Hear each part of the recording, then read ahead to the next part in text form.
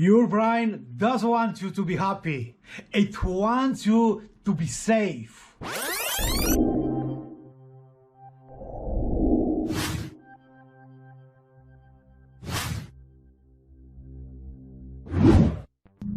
Did you ever feel like something wrong with you because you are not happy?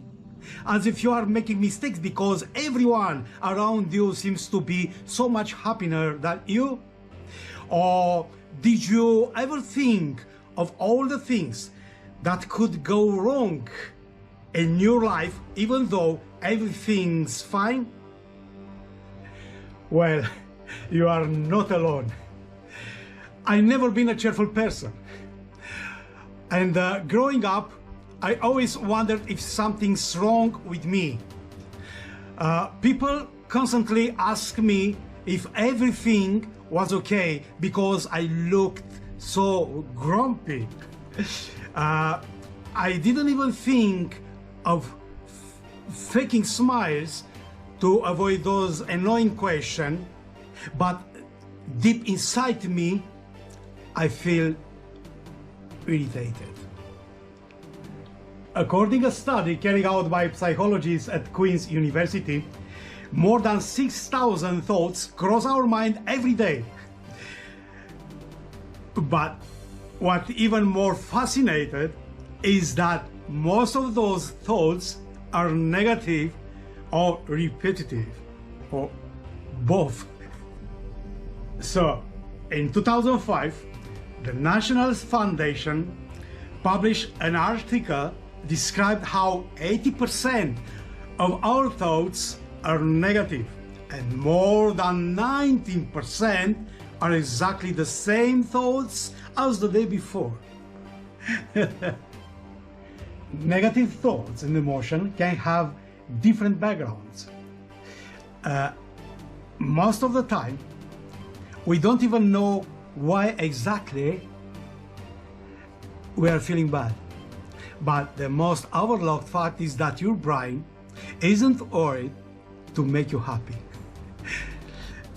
The main purpose of your brain is to keep you safe and make sure you survive.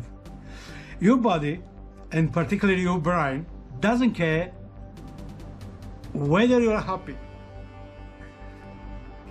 Our ancestors were much more concerned about staying safe because tiny mistakes or accidents could lead to their death. Centuries ago, this negativity, they served an important purpose: survival. That's why it made sense for them to be worried about safety and survival. The bad news is that our brains are still very similarly, even though most of us aren't concerned about survival anymore. Instead of saving us from wild animals and death, our brains now try to protect us from all sorts of negative experiences, no matter if that's a heartbreak or an embarrassing moment at a party, for example. Your brain also doesn't like surprises. That's why you often think about the next bad thing and prefer being well prepared for negative things that might happen, even they are unrealistic. That's why we sometimes make a mountain out of a molehill and turn small struggles into huge problems.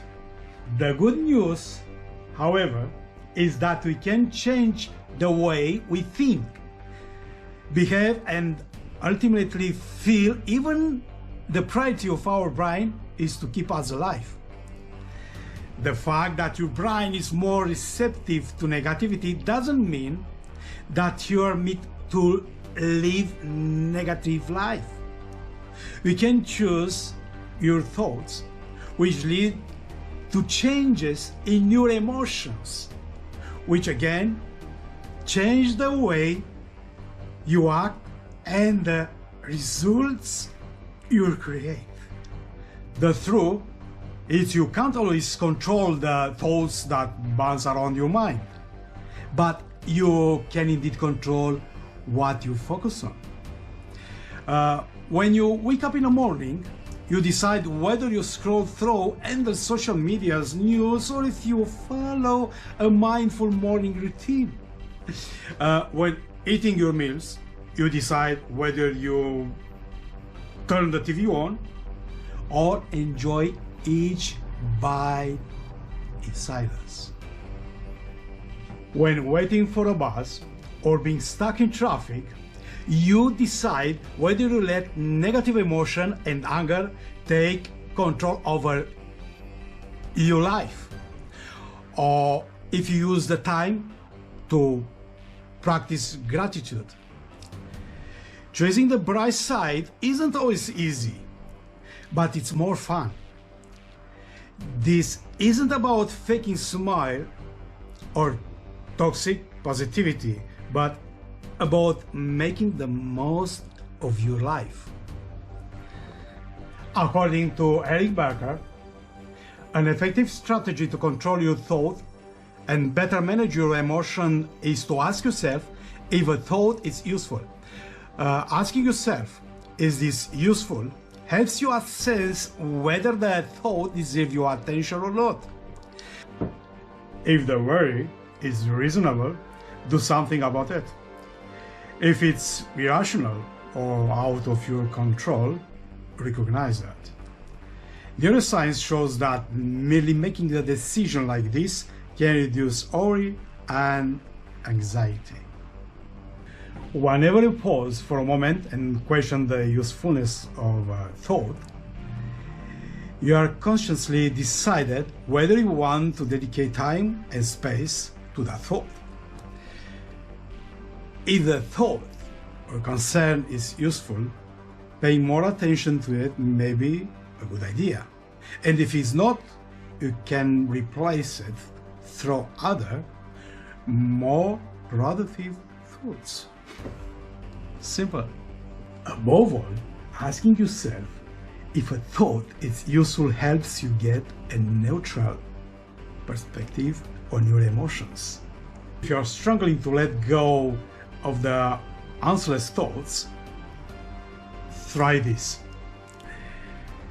Write your negative thoughts on a piece of paper, crumple it up, and throw it away, physically and mentally. Keep in mind that controlling your mind and creating a happier life is not about being cheerful all the time. It's about giving less space to unwanted and unproductive thoughts and emotions, so you have more time and energy for your desired feelings and experience. We all know that life is short and time is precious. But what's even more valuable is our energy. And the truth is, negativity absorbs your mental and physical energy. Yeah. When you are constantly worried, afraid, and in fight or flight mode, you don't have much time and energy left for positive experience. Sometimes negative thoughts are validated, and we experience them for a good reason. Shit happens to all of us. We get rejected, experience unexpected loss, and come across small and big disaster from time to time. In those moments of desperation, it's okay and even helpful to embrace the negative feeling we experience. There is no point in sugarcoating the reality when life sucks, but The truth is that most of your days don't suck. Most of the time, life is okay. And your brain is still trying to keep you unhappy. It's those days when you need to take responsibility and get in the driver's seat of your life. According to Brainware, one of the 5 biggest regrets people have on their deathbeds is, I wish I'd had the courage to live a life true to myself, not a life others expected of me. Yeah. Most of the time, we don't even realize that our small daily thoughts, decisions, and actions ultimately shape who we are and the reality we experience. I found the easiest way to positively impact your thinking and life is to focus on one goal: becoming your best self. As a teenager, I didn't have any motivation to be more cheerful or happy. I was annoyed when people asked me why I look so grumpy all the time.